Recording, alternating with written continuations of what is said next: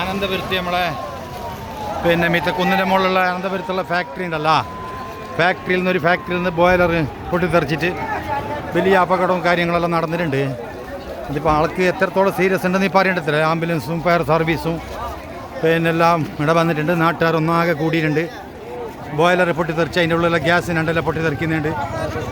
താഴത്തെ നമ്മളെ താഴെയുള്ള പോലെ പുരയെല്ലാം ഉണ്ടല്ലോ, പുരൻ്റെ എല്ലാം പിന്നെ ജനലെല്ലാം പൊട്ടിത്തെറിച്ചിട്ടുണ്ട്. നമ്മളെ കണ്ണൂർ കുന്നിൻ്റെ മുകളിലുള്ള ചില പുരൻ്റെ എല്ലാം ജനൽ പൊട്ടിത്തെറിച്ച് നമ്മളെ നാട്ടിൽ മൊത്തം ഒരു ഭൂമി കുലുക്കം പോലെ എന്തോ ആകാശത്ത് ഭൂമി പോലത്തെ ഒരു ശബ്ദമാണ് വന്നത്. ഭയങ്കര ജനങ്ങളെല്ലാം ഭയങ്കര ആശങ്കയിലായിട്ടുണ്ട്.